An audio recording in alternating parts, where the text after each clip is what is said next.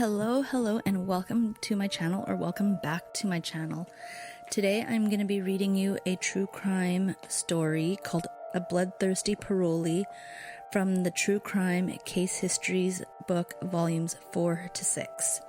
If I pronounce any names wrong, I do apologize. On the evening of New Year's Day in 1977, Bruce Kim attended a house party at number 7 in the Lemak Apartments, an old rundown apartment building near the railroad tracks at the north end of town. The resident of apartment number 7 was an older man who was known to have parties to which anyone could come, drink, party, or buy some weed or LSD, regardless of age. On New Year's Day, friends had seen Bruce riding his bicycle on the streets of Centralian, but that evening he didn't return home after the party. The next morning, Bruce's mother, Joan, called the Centralian police. Quote, "He has never stayed out overnight without calling me. He wouldn't have gone away willingly," unquote. Bruce's bicycle was in the front of their house at 1002 L Street, but he was nowhere to be found. Bruce was small for his age and had long reddish-brown hair. The last anyone had seen him, he was wearing blue jeans, a jean jacket, and a printed t-shirt. There were no clothes missing from his closet, and he had very little money to his name, so police ruled out the chance that he had simply ran away from home. Local detectives immediately contacted Bruce's closest friends to try to backtrack his last known events. That's when they found out that he had attended the party at the Lemak Apartments. Detectives spoke to the resident of the apartment, who gave police a list of attendees of the party as best as he could remember. Then they spent the next few days tracking down the attendees and questioning them one by one. Unfortunately, the apartment was a known drug den, and most of the partygoers that attended weren't too excited to speak to police. The interviews uncovered no new clues in tracking down the boy. Just before midnight on January 6th, a man ran to the Centralian Fire Department and pounded on the locked doors. It was late and nobody was answering. He had just run 6 blocks from the Lemak Apartments, which was engulfed in flames. Frustrated, he ran another 3 blocks to the police department, who then alerted the fire department. By the time fire trucks arrived at the Lemak Apartments, it was too late. By morning, the building was nothing but charred black sticks and rubble. When the fire marshal assessed the damage, at first glance it seemed clean. There was no evidence of accelerants. The building was very old and had archaic wiring, so the chance of the cause of the fire being faulty wiring was high. But intuition told him it was more than that. He suspected an experienced arsonist. When the fire marshal heard that the building was the last place Bruce Kim was seen alive, it only solidified his suspicions. The cause of fire was initially determined to be inconclusive. Centralian detectives told reporters, quote, "If Bruce Kim's body had been in the apartment, there wouldn't have been some evidence of his remains in the fire debris. Fragments of bone, something. It is extremely rare for a body to be completely destroyed in a fire, even a holocaust as fully involved as that of the Lemak." As the days passed, police grew frustrated at the lack of clues, but on January 13th, their luck turned. A woman named Susan Ragan called the county sheriff and told him she had something to show him. The woman told him that Bruce Kim was most likely dead and showed him a pair of blue jeans that her brother had left with her. The cuffs of the jeans were stained with what appeared to be blood. She was holding the jeans for her brother, and she was clearly terrified. The lead investigator recalled, "She says Tommy brought her the jeans and told her he'd gotten the stains on the cuffs when he turned a body over with his foot." Susan Ragan was the sister of 33-year-old Tommy Ragan, a name that was well known to the Centralian police and the Lewis County Sheriff. Tommy's conflicts with police dated back to his teenage years. Even as a teenager, Tommy Ragan was in trouble with the law. At 15 years old, Ragan had stolen a car and was confined to the Green Hill School, Washington's maximum security lockup for older juveniles.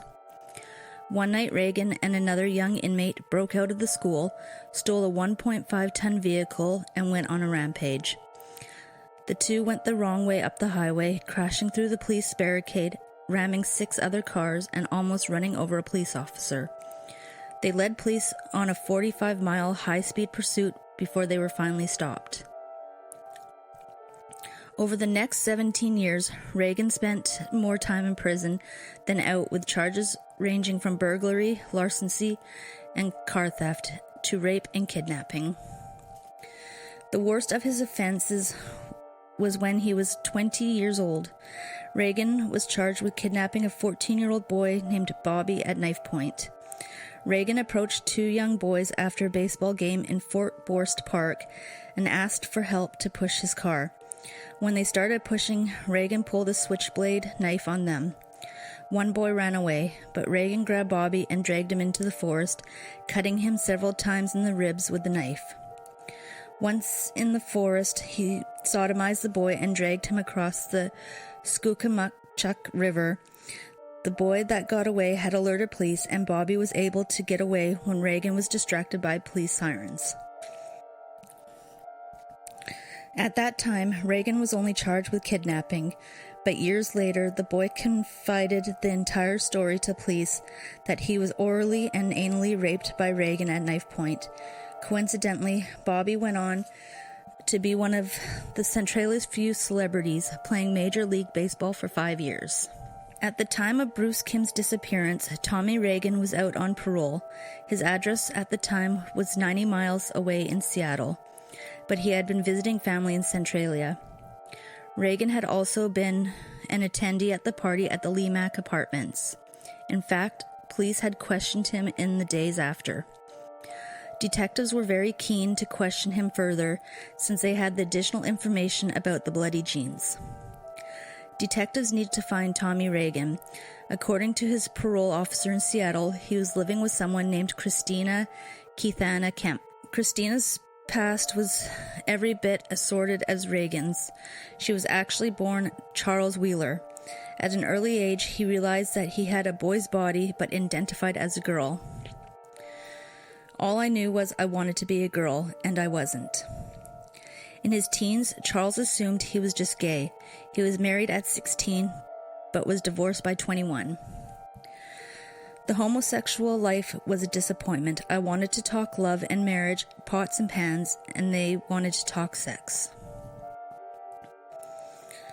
After the divorce, Charles turned to alcohol and entered a traumatic depression that landed him at the Easter State Mental Hospital with a diagnosis of incipient schizophrenia. Upon release from the hospital, Charles decided to become Christine. She changed her name and started wearing women's clothes and makeup. She desperately wanted to make it official by getting a sex change, but she lacked the funds for the expensive procedure. It wasn't long before Christina was arrested and sentenced to 20 years in prison for cashing stolen checks, but was released after only 3 years. Within 20 days of her release, she was arrested again, this time for murder. According to Christina, she was accosted in a parking lot of a grocery store by a man that was trying to force her to have sex. During the altercation, she stabbed the man to death. Christina was sentenced to life in prison in the Washington State Penitentiary in Walla Walla, a men's prison. Identifying as a woman, she was harassed in prison and ridiculed for being a cross-dresser. Prison psychologists criticized her, telling her that she was just homosexual. Though she was sentenced to life in prison, she was released in 1973. Upon her release, an anonymous donor had sent her $1,000 to start a fund to help her pay for a sex change. The anonymous donor ended up being an odd, flamboyant church in Seattle. The donation wasn't enough for a full sex change, so Christina got breast implants and started hormone therapy. In the spring of 1973, Christina had married again, this time to a man named Andy. The wedding took place in a huge, opulent mansion on Lake Washington. That was the headquarters of the church that gave her the donation. The preacher of the church and owner of the mansion was a large, eccentric man with 40D fake breasts who dressed in flowing silk robes. The church televised their wedding and paid for their honeymoon in Hawaii. The marital bliss didn't last long. Both Christina and Andy were arrested on drug charges and sentenced to prison. They arrested Christina as Charles Wheeler, and she shared a cell with her husband Andy. After only 18 months, Christina was out of prison again and moved into an apartment in Seattle with Tommy Ragan, while Andy still sat in jail. On January 14th, Centralia detectives were still searching for Tommy Ragan. They had pulled him over in his 1960 green Corvair on January 12th for traffic violation, but that was just before he was wanted for questioning and nobody had seen him since. In addition to the Corvair, Ragan often drove a brown 1965 Barracuda, which belonged to Christina Kempf. Police were on the lookout for both vehicles, but were cautious knowing that he may be armed. It was rumored that Ragan often carried a sawed-off .22 caliber rifle. The Seattle police were looking for Ragan too. Neither Christina nor Ragan were at their Seattle apartment. The same day, Centralia detectives went back to Ragan's sister's house to see if they could get any more information out of her, and they were in luck. His sister was nothing like her brother. She didn't want any part of him, and if he had murdered a 14-year-old boy and told police exactly what Tommy had told her. She told police that Ragan admitted to her he had killed Bruce Kim. She said that Tommy told her he had buried the body somewhere near Yelm, Washington, a tiny town about 30 miles northeast of Centralia. The problem was Centralia was surrounded by dense forest, and Yelm was even more so. It would take a miracle to find a grave in such a vast wilderness without more specific information. Centralia police contacted the Yelm police for help. Ragan had some prison buddies in the area that they thought he might stay with, but they hadn't heard from him. When police checked on the status of the 1960 Corvair, they saw that Ragan had just sold it the day before, January 13th, the day after he had been pulled over for a traffic violation. Detectives contacted the new owners of the Corvair and impounded the vehicle. The new owners quickly stopped payment on the check that they wrote to Ragan before he could cash it. Inside the car, they found what looked like bloodstains on the seats and tiny bits of dirt. On the bottom side of the car, they saw that the undercarriage had recently scraped something. Their assumptions was that Ragan had bottomed out in the car somewhere on an old logging trail in Yelm when he was disposing of the body. The same evening, January 14th, Seattle police found Ragan and took him into custody for breaking parole.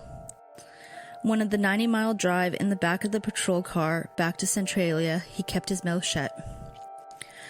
Ragan's sister was desperately trying to distance herself from her brother. She had very little doubt that her brother had killed the boy, and she called police one more time. When detectives came to her house, she gave them 2 more items that Tommy had left with her: a shovel still covered with dirt and a pocket knife.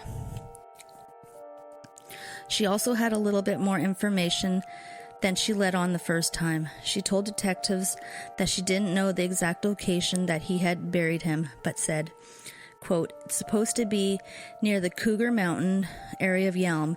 There's an old logging road, a mud hole where you have to turn and go through a fence, a kind of rise in the land as the road bends around. There's trees, just small fir trees," unquote. Police hypothesized that the rise of the land was where Ragan may have bottomed out the Corvair on the morning of January 16th. A search team of officers scoured the area near Cougar Mountain. The January weather in southwest Washington was notoriously miserable, rainy and wet, making old logging roads muddy. The terrain in the Yelm Forest was filled with thick blackberry bushes, vines, and fir trees. Searching a forest so thick and overgrown was almost pointless, and the first day of the search was a failure. The next day, the crew searched again. This time they were armed with aerial maps of the area and plaster impressions they had taken from the Corvair tires. At a fork in an old logging road, they came across the first clue, a match in the mud to the Corvair tires. They followed the Corvair tracks and further up the old road found a hump that could have caused the scratch marks on the bottom of the car. Detectives took dirt samples from the road, hoping they could later match it to the dirt found on the underside of the Corvair. Where the tracks seemed to end, police spread out to search the dense forest. Most of the police in the area were also regular deer hunters and had a lot of experience rummaging through the thick woods. About 100 feet into the forest from the logging road, one detective noticed a fallen tree that had recently been burned. He thought he may be onto something. There were also what seemed to be drag marks in the mud near the log. Not far from the log, he noticed a path of buffalo grass. The grass wasn't planted in the ground, though. It seemed as if it had been torn away and was lying on the ground. It was obvious that someone had intended to hide something beneath. The team was called to the site, and they dug very lately using only their hands. The dirt was fresh and not packed down. Just 6 inches below the surface they reached flesh.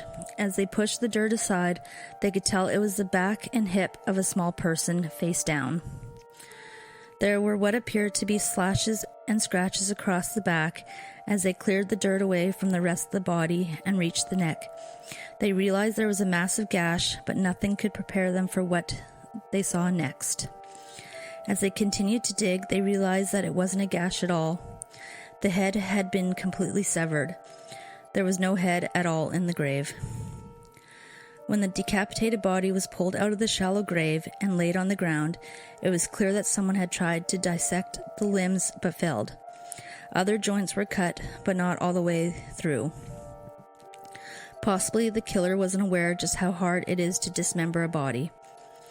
When they rolled the body over onto its back, they were in for another shock. They could tell that the body was male, but the genitals had been severed completely. Additionally, there was a massive gash from the pubic bone up to the chest. As the day progressed, investigators painstakingly processed the crime scene, scouring the area for anything the killer may have left behind. All they found were some scrapes of toilet paper and a distinctive brown floral print on them. The body was taken back to Centralia, and they brought a forensic pathologist up from Portland, Oregon, for the post-mortem examination. Although investigators knew this had to be the body of Bruce Kim, they would still need some confirmation of identity. The cold January weather was helpful as it had minimized decomposition. Bruce had never been fingerprinted, and since they didn't find a head buried with the body, they couldn't identify him by dental records. Just a year earlier, however, Bruce had suffered a severe leg break. When the body was x-rayed, it showed the break. The break matched with the x-rays on file with Centralia General Hospital. It was indeed the body of Bruce Kim. During the autopsy, Bruce's blood alcohol level was read at 0.21, an impossibly high level for anyone, let alone a 13-year-old boy. Decomposition and the extreme blood loss can alter the reading, though, so the pathologist wasn't sure that it was accurate. Tommy Ragan was in lockup for parole violation, and he wasn't talking. Investigators then retraced all of his movements since the first of the year. They already knew that he was at the party at the Lemac Apartments. They also learned that he borrowed a shovel from a prison friend of his at 1:30 p.m. on January 3rd, returning it later that evening. They also learned that he slept in Christina Kemp's Barracuda, 1 block away from Lemac Apartments, on the night of the fire. He had also been in the Yelm area near where the body was found on January 12th. Though they had found what they thought to be bloodstains and mud in the Corvair, none of that evidence was usable. Christina Kemp was still nowhere to be found, and police desperately wanted to speak to her. They were unsure if Ragan may have had help with the murder. On January 20th, police got a warrant to search Ragan and Christina's apartment in Seattle and her Barracuda. Inside the apartment, detectives found work gloves caked with dirt and maps of the Elm area, along with miscellaneous paperwork that belonged to Tommy. In the paperwork were several handwritten pages penned by Ragan.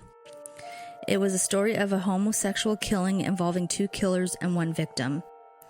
They also found rolls of toilet paper with a brown floral print exactly the same as the shreds they found near the gravesite.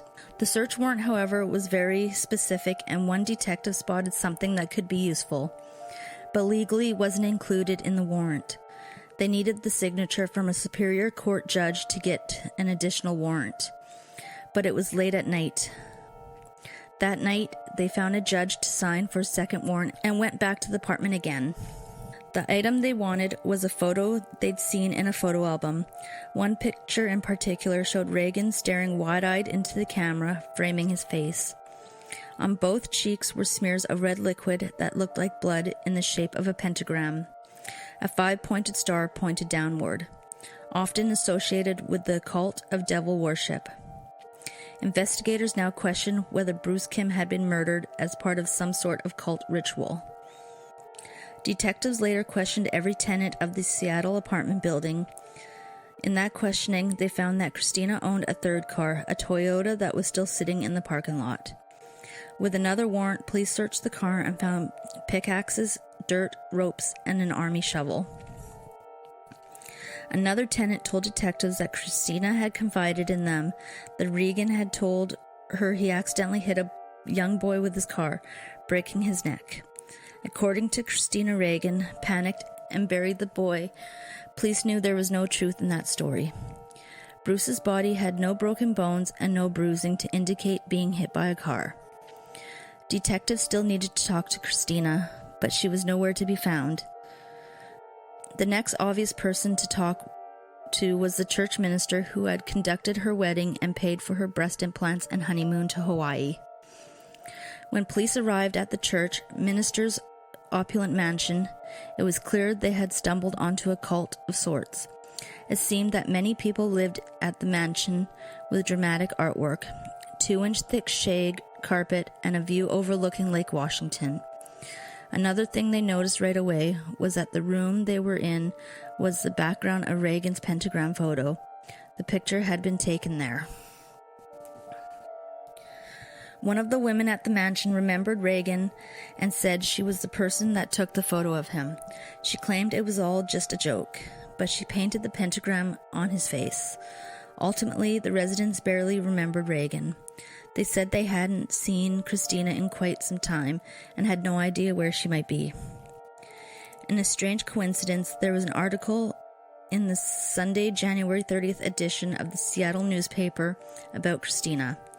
The article wasn't about the police search for her, but rather a sympathetic piece about the struggles with homosexual and transgender life, featuring a photo of her lounging in silk pajamas showing her artificial cleavage. The newspaper had no idea about the search for her and her possible involvement in a horribly sadistic murder. On February 8th, Christina gave up hiding from police and walked into the police station with an attorney.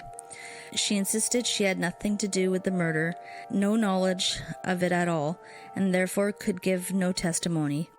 But when prosecutors offered her immunity to testify against Ragan, she quickly took it. Tommy Ragan was initially charged with aggravated murder, meaning that a murder was committed in the course of or in furtherance of the crime of rape or kidnapping. It was the only crime in Washington state punishable with a mandatory death sentence. Prosecutors believed that Bruce had been sexually assaulted before he was killed, and the death was an attempt to cover up the crime of rape. Once Ragan was behind bars, detectives revisited Bobby, the young boy that had been kidnapped by Ragan 13 years earlier. It was then that Bobby broke down and told police of the rape. He told detectives he was severely traumatized and thought of himself as lucky to be alive.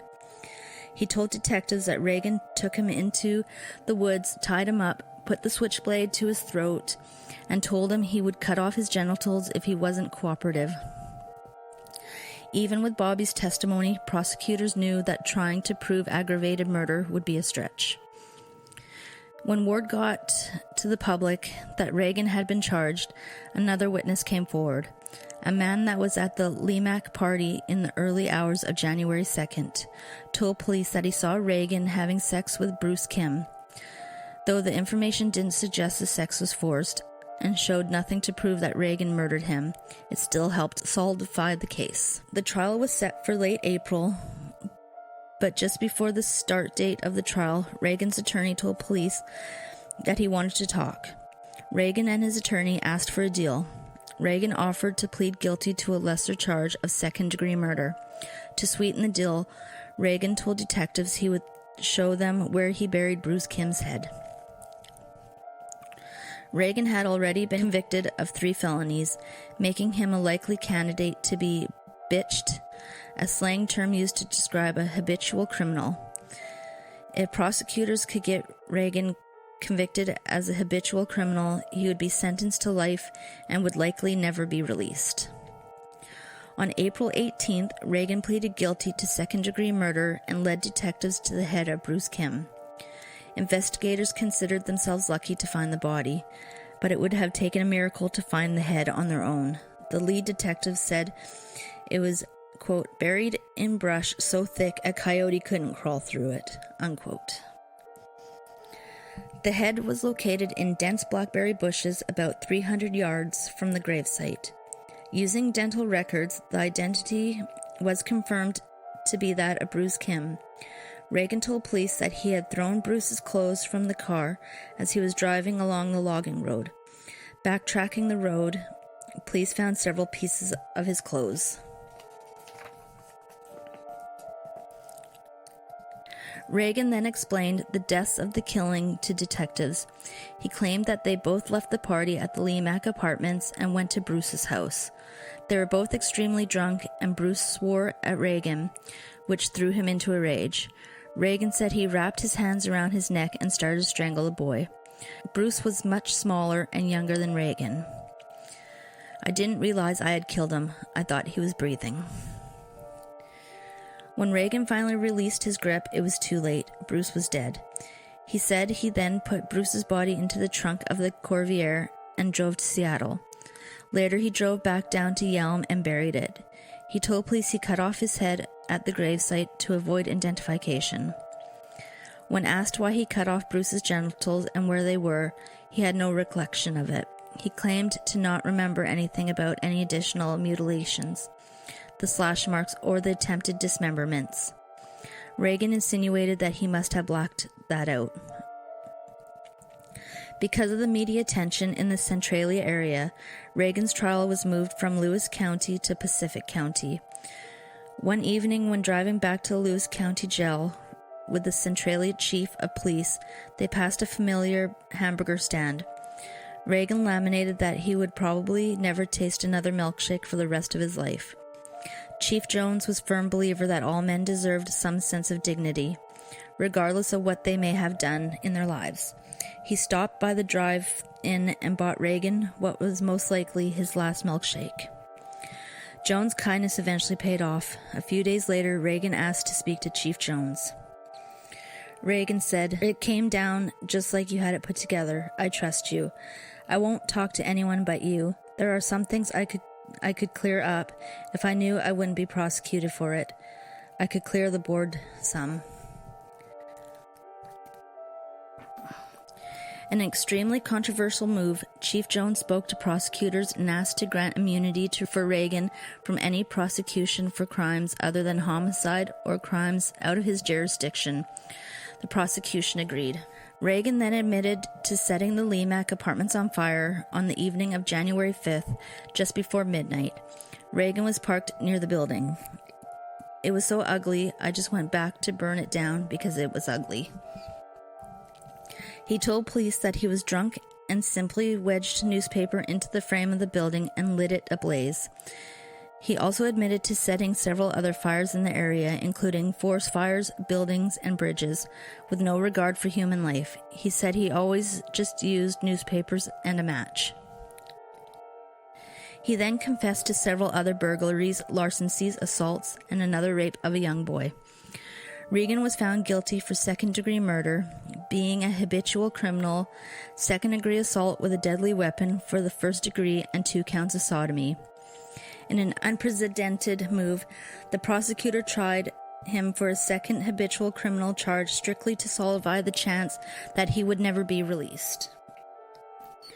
Under our present system of perpetual appeals and post-conviction rights, no condition is 100% solid. Tommy Ragan was convicted of a total of 7 felonies in Washington and another burglary, conviction in Alaska.